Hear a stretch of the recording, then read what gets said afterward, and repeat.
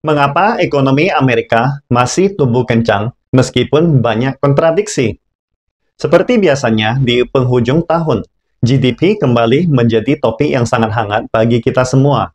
Lihatlah, banyak media barat kembali menggebu-gebu dalam menyoroti kenaikan besar-besaran ekonomi AS. Mereka seolah-olah ingin mengatakan, dunia melihat ekonomi Amerika sedang mengalami kemunduran. Tetapi kesenjangan GDP antara AS dan Tiongkok malah semakin melebar. Kemunduran ekonomi Tiongkoklah yang nyata. Jadi, banyak netizen setuju dengan diskredit Presiden Biden tentang kemunduran ekonomi Tiongkok. Dari data yang dirilis pemerintah Amerika Serikat, ekonomi AS memang meningkat. Kesenjangan antara AS dan Tiongkok juga mulai melebar. Namun, belum sampai pada akhir tahun untuk dilakukan perhitungan. Pertumbuhan ekonomi Amerika yang berlawanan arah. Indikasi apa yang tersembunyi di belakangnya? Pertama, perekonomian Amerika yang mengandalkan peperangan. Seperti diketahui, konflik Rusia-Ukraina yang dipicu oleh Amerika Serikat. Jika tidak ada ekspansi ke timur NATO untuk mengancam Rusia, maka tidak akan ada konflik antara Rusia dan Ukraina. Sebenarnya, Presiden Putin yang merasa bagian dari negara-negara Barat selalu ingin Rusia tergabung dalam kelompok Barat. Ini bahkan sudah terlihat jelas oleh mantan Presiden Donald Trump. Jika bukan karena provokasi dari pemerintahan Biden, mengapa Presiden Putin akan mengirimkan pasukannya ke Ukraina? Bagi netizen yang sangat jeli, sudah bisa melihat bahwa pihak yang paling diuntungkan dari konflik Rusia-Ukraina bukanlah negara lain, melainkan Amerika Serikat.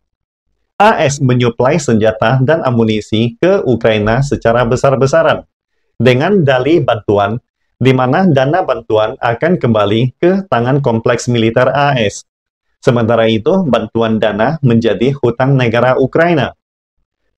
Hanya dari aspek ini saja telah dapat meningkatkan banyak lapangan kerja Paman Sam, merangsang pertumbuhan ekonomi yang telah lama lesu menjadi tidak dapat diabaikan.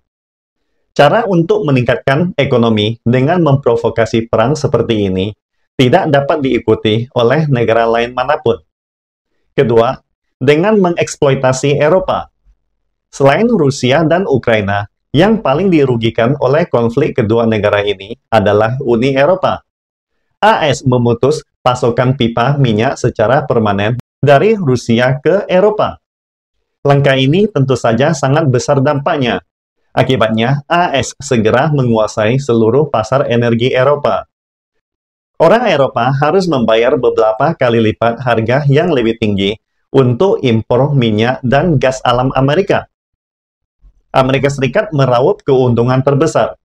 Ini secara besar-besaran akan merangsang industri energi Amerika, yang memicu pertumbuhan GDP-nya.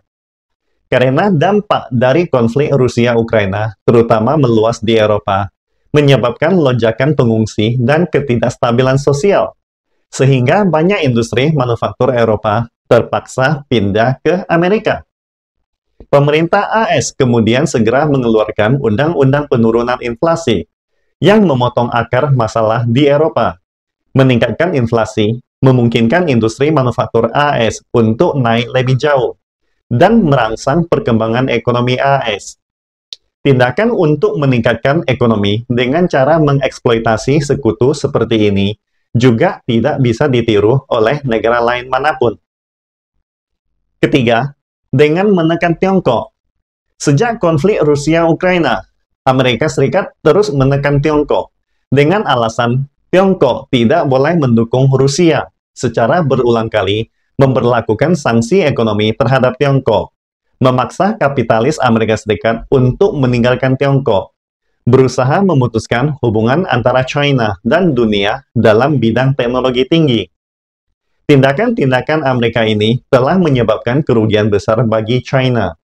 Sebagian besar industri kembali ke Amerika Serikat, memberikan tambahan keistimewaan pada pertumbuhan ekonomi AS. Cara untuk meningkatkan GDP dengan segala cara menggunakan tindakan ilegal untuk menekan lawan tidak bisa dipelajari oleh negara manapun di dunia. Keempat, dengan menjaga reputasi.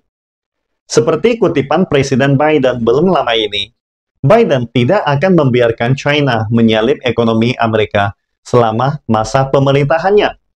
Presiden Biden tidak bisa menerima jika GDP AS benar-benar jatuh ke posisi kedua. Jadi, cara perhitungan GDP AS sangat berbeda dengan Tiongkok. Banyak data virtual dimasukkan dalam perhitungannya. Ini mungkin karena masalah desain institusi. Juga tidak menutup kemungkinan ada faktor politik yang terlibat. Cara untuk meningkatkan ekonomi dengan cara menjaga reputasi seperti ini tidak dapat dipelajari oleh perekonomian negara manapun. Kelima, dengan memanipulasi nilai tukar. Sampai hari ini, posisi dolar sebagai mata uang internasional masih terasa stabil. Salah satu manifestasi dari posisi ini adalah pengendalian Washington terhadap nilai tukar dolar. Perubahan kurs RMB terhadap dolar Amerika Serikat memiliki faktor objektif, tetapi tidak menutup kemungkinan adanya manipulasi dari pihak Amerika Serikat. Misalnya, salah satu efek terbesar dari konflik Rusia-Ukraina adalah peningkatan nilai dolar Amerika Serikat secara umum. Dengan naiknya nilai dolar AS, GDP China yang dihitung dalam mata uang RMB pasti akan terpengaruh. Karena berdasarkan statistik yang ada, daya beli dolar di Amerika Serikat bukanlah 7 kali lipat daya beli RMB di China. Ini adalah sesuatu yang perlu diperhatikan. World Bank memperkirakan bahwa ekonomi global akan terus menurun tahun depan. Pemerintah Beijing telah mengambil banyak langkah untuk merangsang ekonomi tahun ini, yang sangat berkemungkinan akan memberikan manfaat baik untuk pertumbuhan tahun depan. Sebenarnya, kita tidak perlu terlalu fanatik pada GDP. Alasannya, GDP Rusia hanya sekitar 1/10 GDP Amerika Serikat. Tetapi setelah bertahan melawan AS dan puluhan sekutunya NATO selama lebih dari 2 tahun, ekonomi Rusia tidak hanya tidak runtuh, tetapi juga menunjukkan tren yang semakin kuat. Rusia memiliki wilayah yang luas dan sumber daya yang melimpah. Ini adalah fondasi yang tidak bisa dihitung dengan GDP. Tentu saja, masing-masing negara harus meningkatkan GDP-nya, terutama GDP per kapita. Karena jika pendapatan per kapitanya meningkat, maka pendapatan rata-rata penduduknya juga besar. Oleh karena itu, sudah pasti lebih sejahtera dan biaya hidupnya terpenuhi. Maka dari itu, dapat dikatakan kesejahteraan sosial akan membaik. Pastikan Anda subscribe dan follow akun ini, supaya senantiasa mendapatkan info terbaru tentang teknologi terkini AI berkaitan. Salam Indonesia Maju!